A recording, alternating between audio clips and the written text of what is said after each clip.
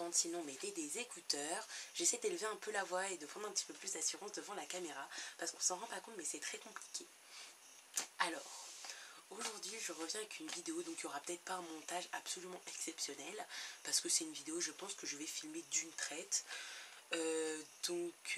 Voilà, c'était juste une vidéo, je ne sais pas du tout combien de temps elle va durer. On s'était fixé une vidéo par mois, mais peut-être que ça va changer vu que là je suis en train de tourner cette vidéo. Donc voilà, je reviens avec un livre. Voilà, donc sûrement vous en avez entendu parler parce que la première de couverture est un peu partout, que ce soit dans les supermarchés, que ce soit à la FNAC, à Cultura, partout vous le trouvez ce livre en tête de gondole. Donc voilà, c'est l'instant présent de Guillaume Musso. Donc je revenais avec ce livre car je l'ai lu juste avant de reprendre la fac. Bon, donc voilà. Et voilà, ça va être la première fois que je vais faire une critique absolument pas élogieuse d'un livre. Donc j'avais hésité à lui mettre la note de 3 sur 10 ou de 4 sur 10. C'est comme vous voulez. Après, moi je ne suis pas là pour vous influencer ou faire une critique virulente. Je trouve ça intéressant parce que j'ai critiqué le livre. Critiquer dans le sens pas critiquer péjorativement ou de manière améliorative, mais critiquer tout court. Voilà, lui c'est tombé sur celui-ci et je ne l'ai pas aimé, mais je ne vais absolument pas vous influencer parce que beaucoup de personnes m'ont dit qu'il était très bien. Moi je ne l'ai absolument pas aimé, mais voilà. Alors, qu'est-ce qu'on peut dire sur ce livre? Alors donc voilà, c'est Musso. Bon, moi je vais vous raconter ma petite histoire avec Musso. Ça fait un peu solennel comme ça, c'est ce que j'ai dit dans ma critique.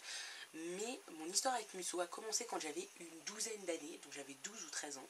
J'étais en 5e et ma tante a prêté Parce que je t'aime de Guillaume Musso à ma mère, sauf que c'est moi qui l'ai lu. Je l'ai lu en une journée, même pas, j'étais toute jeune et j'ai adoré. Donc en gros, entre mes 12 et mes 13 ans, j'avais lu tous les livres de Musso, donc il devait y en avoir 8 ou quelque chose comme ça.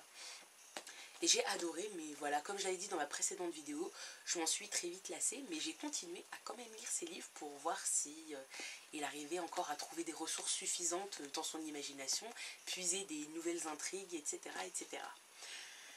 Donc bon, dans ce livre, c'est un peu le schéma classique chez Musso. On a quelqu'un de très aisé à qui il arrive quelque chose d'incroyable. Donc la personne très aisée ici, c'est Arthur Costello, et c'est un médecin.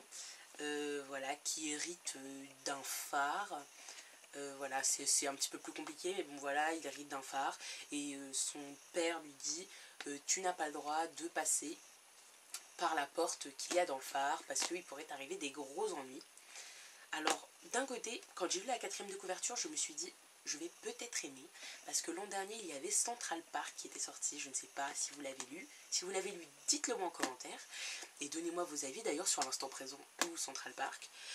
Et je l'ai lu l'an dernier et j'ai été mais déçue, comme j'ai lu la fin et voilà, ça a été ça fait déjà quelques années, ça doit faire depuis 7 ans après que je suis vraiment déçue. Il y a eu Demain qui m'a bien plu, mais en fait j'ai trouvé que c'était un peu la même histoire que je sais pas si vous l'avez vu, Entre les deux rives avec Sandra Bullock et Keanu Reeves, celui qui fait Matrix, et donc l'actrice qui joue dans Gravity. Donc voilà, c'était un petit peu la même histoire Demain, mais j'avais bien aimé, ça m'avait bien branché, il y avait une bonne intrigue et tout. Enfin voilà, ça m'avait tenu en haleine.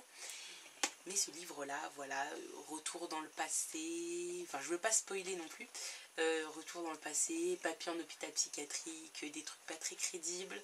Enfin voilà, ça m'a un peu refroidi quand j'ai lu, surtout que voilà, l'intrigue, enfin l'histoire, voilà, elle se passe, je vais abuser évidemment parce que voilà, je ne l'ai pas aimé ce livre, mais elle arrive dans les 25 premières pages, les événements arrivent comme un cheveu sur la soupe comme on dit, et donc voilà, je crois que c'est pour ça que je n'ai pas aimé le livre. Je vais vous dire, franchement, le livre, je l'ai lu en moins de 2 heures. Il fait 300 quelques pages. Attendez, je vais regarder ça. Il fait 370 pages. Je l'ai lu en moins de 2 heures. Enfin, en moins de 2 heures, oui, bien moins de 2 heures. Et en sachant que c'est un livre qu'on peut lire en lisant que les dialogues. Il y a vraiment, enfin, c'est vraiment décevant comme livre. Je suis vraiment désolée, Guillaume Musso, si tu passes par là. J'espère que les autres années, tu vas réussir à me reconvaincre d'acheter tes livres. Déjà, c'est un livre, voilà, on me l'a prêté.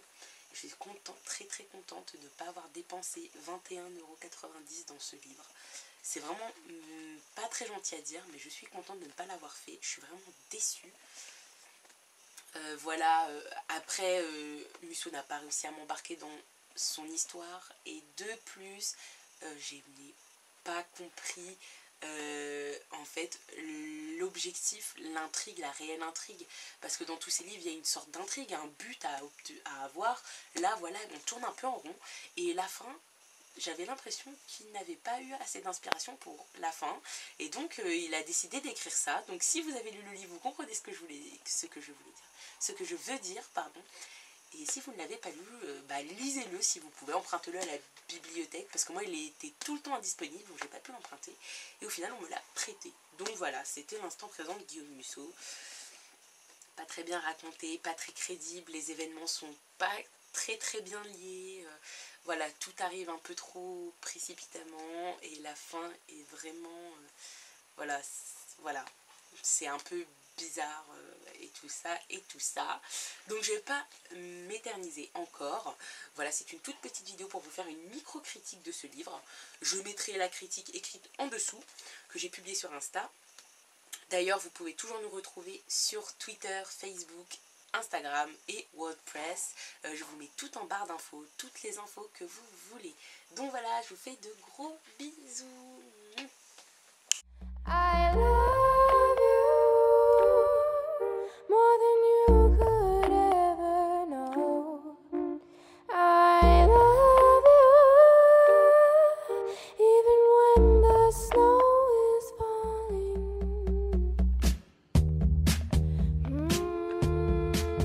But how did you know?